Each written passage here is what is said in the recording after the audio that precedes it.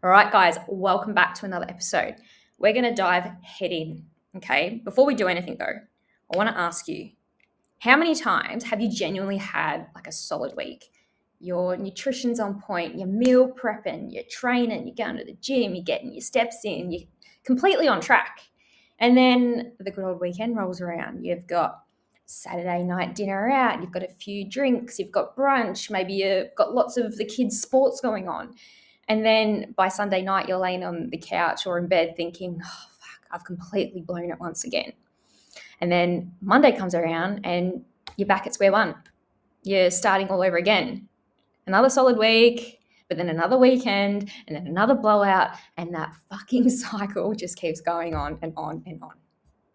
And that pattern right there is what this whole video is going to be about today, because it doesn't have to be this way. Like, you can enjoy your weekends without wanting to kill yourself. You can go out for dinner. You can have drinks with your girlfriends. You can have brunch. And you can do all those things while still losing weight, believe it or not. And in today's video, I'm going to show you exactly how to do that. Welcome back, everyone. Or if you're new to my channel, my name is Tay, and I am the founder of Evolve Online Coaching. And today we're going to talk about those bloody weekends that are keeping you stuck. And this is honestly one of the most common things that I hear from women all the time, especially the ones that first come into the program. This is the biggest struggle that they face. And I hear this like, oh, I'm really good during the week, but then the weekend comes around and I lose all my motivation. My willpower goes out the window and I've got no control and everything falls apart. So if that sounds a little bit like you, let's fix that today. Fuck, I just realized I didn't have my microphone on. Whoops, apologies if that first video sounded like shit, but I can't be asked redoing it. So let's crack on. Anyway, the pattern. How familiar does this sound to you? And if you say it doesn't sound familiar, you're either lying or you just don't need this video, okay? Monday to Friday, you're on it. You're tracking. You're eating well. You're feeling really good. You're like, yes, I'm smashing it. But then Saturday rolls around, you've got kids' sports in the morning, then you've got dinner out and you want to have a few drinks with the neighbors and, you just want to live your life. You've had a busy fucking week. You just want to put your feet up and enjoy yourself, as you bloody should. Sunday then rolls around and something in your mind shifts. It's that, oh, fuck it mentality. Like, I've already had a big day Saturday. I've already stuffed up. May as well enjoy my Sunday too. And then you start telling yourself, oh, I'll just start again Monday. And Monday comes around and you have a good week. You're back on track. But then you get to Saturday and it all fucking turns to shit again. If this sounds familiar, please keep watching this video because you freaking need it, okay? I see this every single week with women that come into our program. They are working so hard Monday to Friday. They're putting in the effort. They are really trying. But then the weekend just keeps undoing all that hard work. And they can't figure out why, that they're not making any progress. And I really want to make it clear that the weekends are not the enemy. They're not. You don't have a strategy to handle them. It's as simple as that. And that's what I'm going to talk through with you guys today. Before we jump into any strategies or anything like that, I want to show you why this keeps happening. Because most women think that they just have like a really big willpower problem. I've got no self-control. Something in me just switches over the weekend. But we've got to realize that this isn't actually a willpower problem. Like, it is to an extent, but it's more so a numbers problem, because the average restaurant meal, and statistics have actually shown this, there's been proper research on it. I haven't just fucking pulled this out of thin air. Research has showed that the average calories in a restaurant meal is 1,200. Not that many. 1,200 calories, but that's still a lot, right? Now think about that for a second.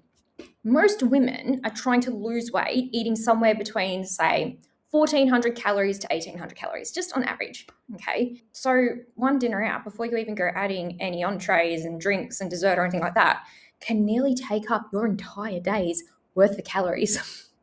And if you're doing that Friday night and Saturday night, and then maybe having a big brunch on Sunday, there goes your entire deficit that you built all week.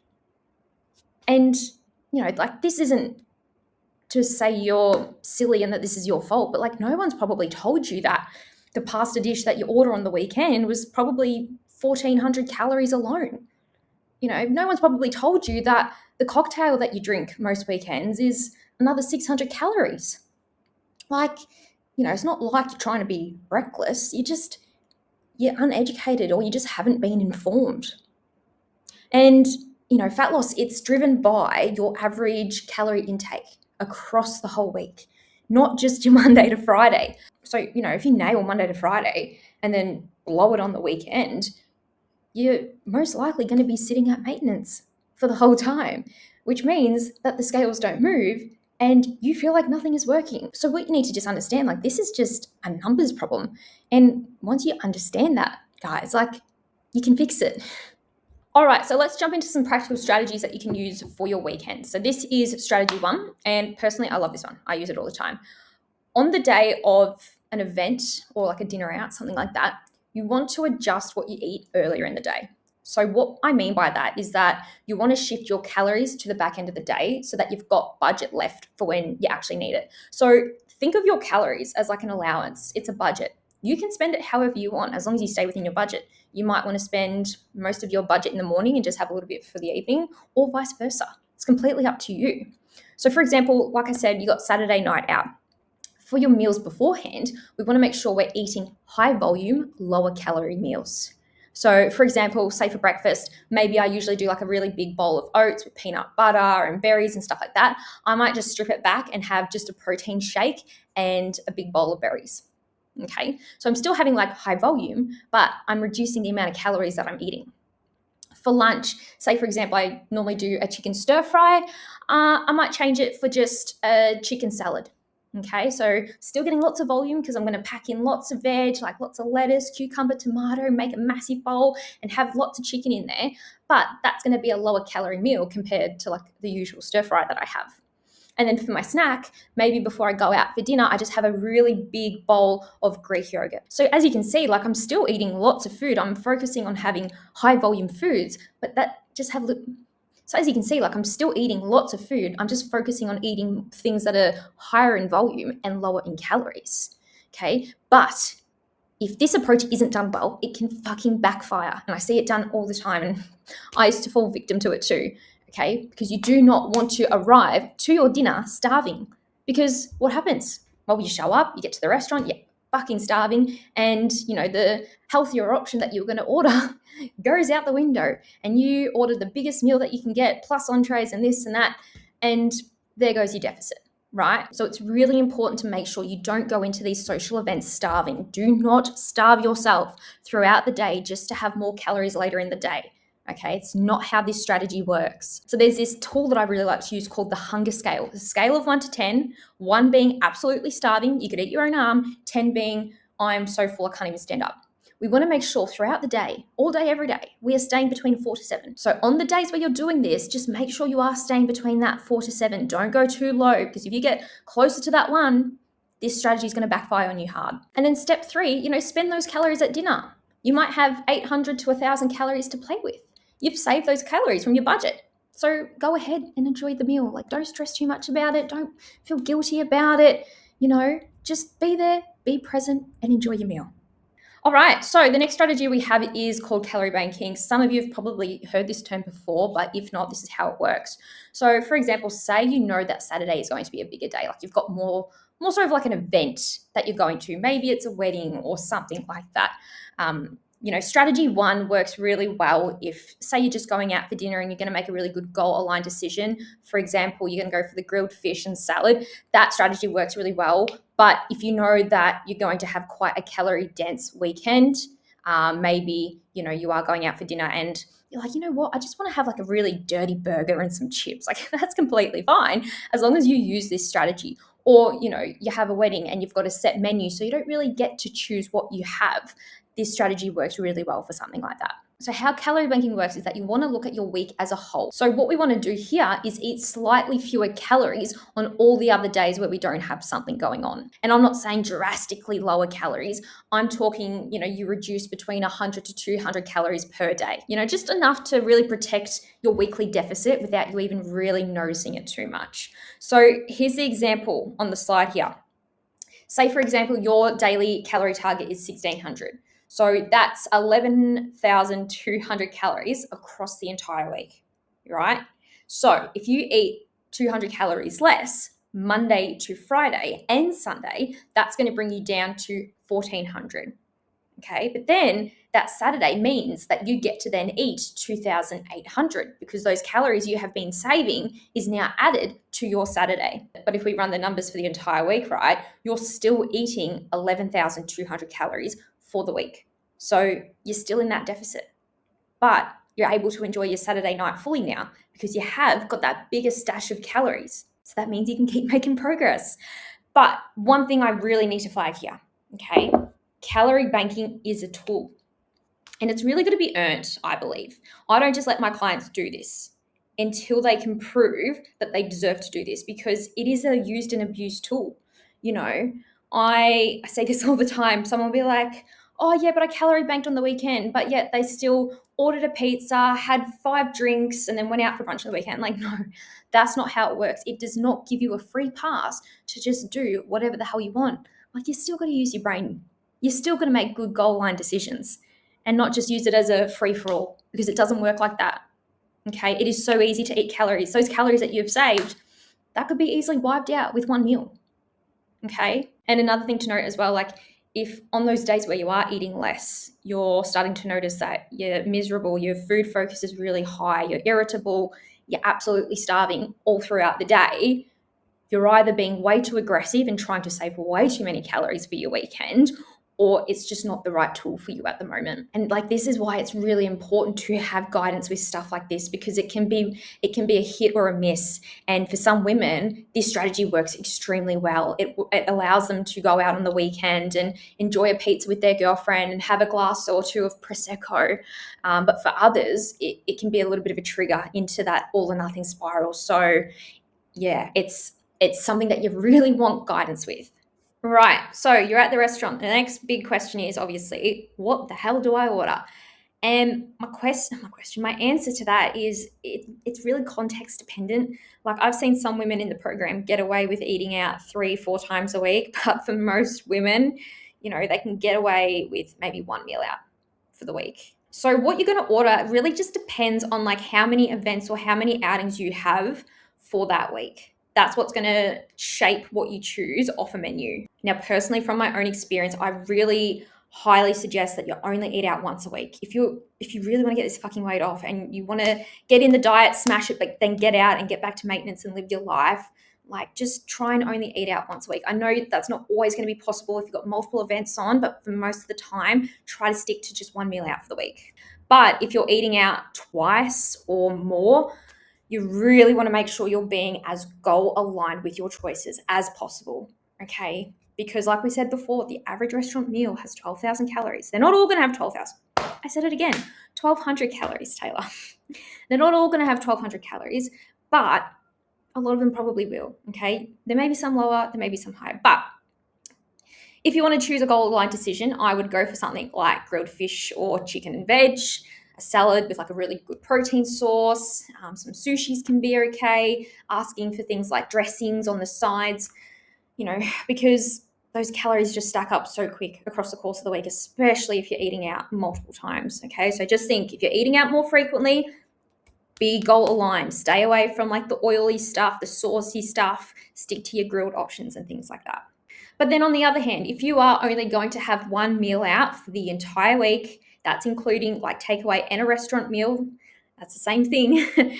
You know, you can probably get away with having burger and chips, having a bowl of pasta, having a dessert, you know, having one denser meal when the rest of your week is solid, you know, it's most likely not going to affect your calorie deficit, okay, for most women. Again, this is so context dependent. So I don't want to be like, yes, you can definitely do this. You definitely can't do that because every woman is just so different and what you can get away with will just depend person to person. So just think of the golden rule here.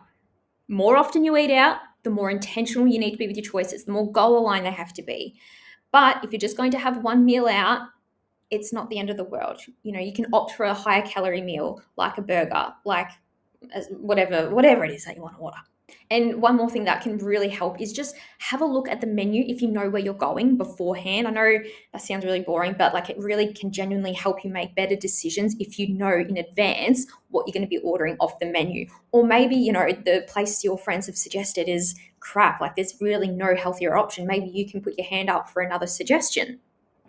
All right, so Monday morning, you step on the scales after a weekend and it's up maybe a kilo, maybe 2, maybe 3, and your brain immediately starts going, fuck, I've ruined it.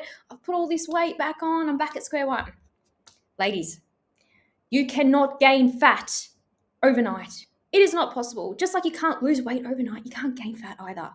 Unless you do some absolutely fucking crazy shit, it's impossible, okay? So just understand, when the scales go up, it is not fat gain. Okay, are you hearing me? This is what we call water retention.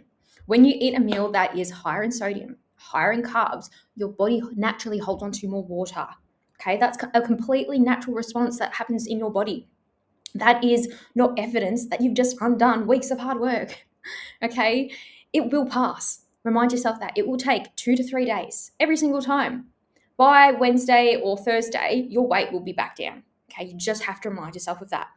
But this pattern, it's predictable. Once you actually understand that, like, this is how your body works, you can step onto the scales without panicking all the time. Okay? The only numbers that we should care about is the trend across weeks, across months, not what an individual weigh-in is saying on a Monday morning or any morning for that fact.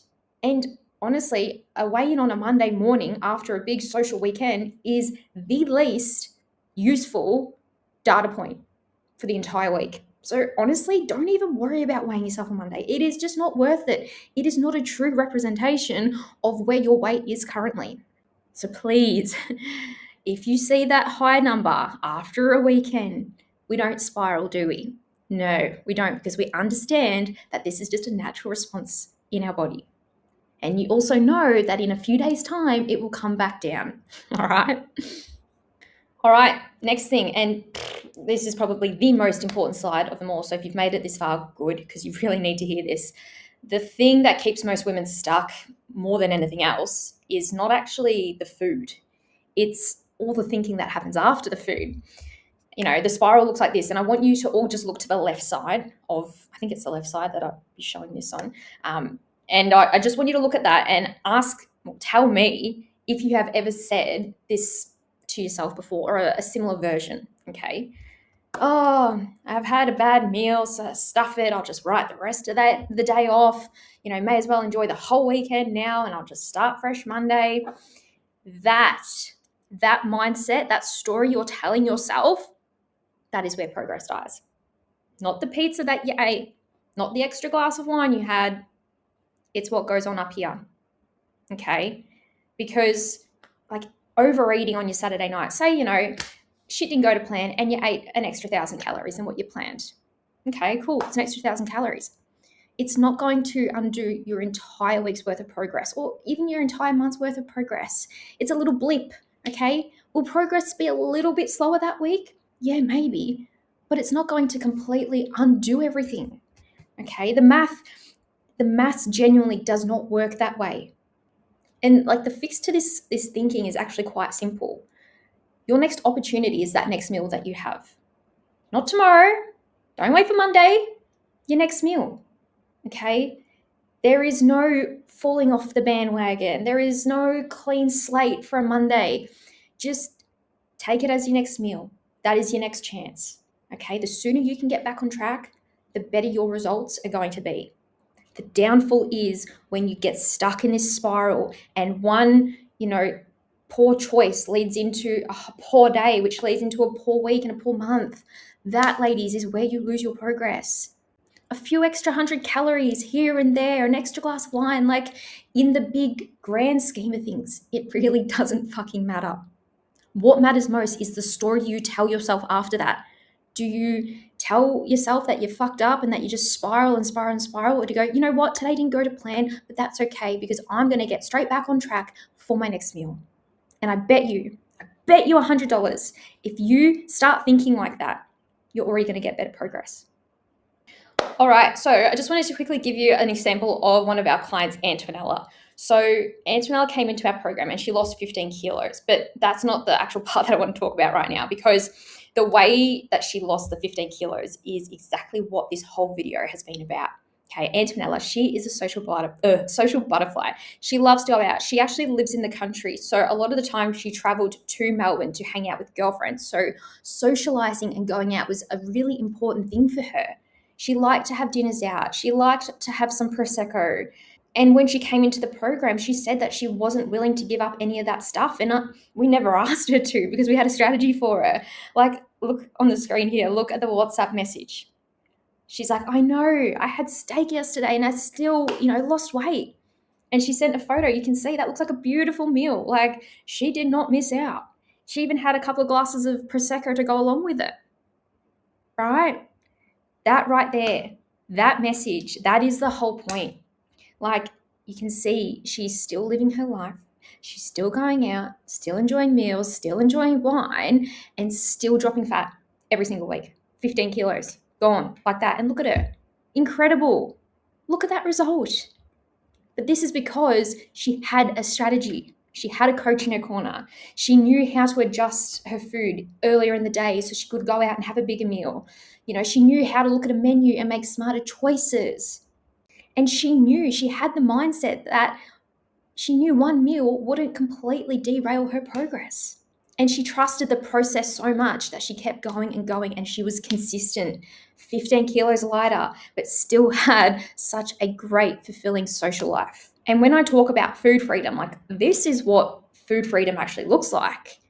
It's not restrictive. It's not like, trying to white knuckle your way through every social event and just hope for the best. She's just a woman who learned how to do this in a way that actually fits her real life. And if Antonella can do it, I 100% know that you guys can too. All right, ladies, so to wrap this up, the bottom line here, point 1, fat loss is driven by your average weekly calorie intake, not a single day.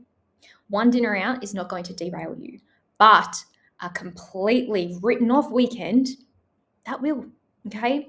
Point 2, one dinner does not erase your week's worth of work. A written off weekend does. So just don't write off every single moment of your weekend. Okay. Point 3, the scale is going to go up on Monday. It will, but we've got to remember it's water and it's predictable and it's going to pass. So stop letting it derail you and fuck with your motivation to keep going.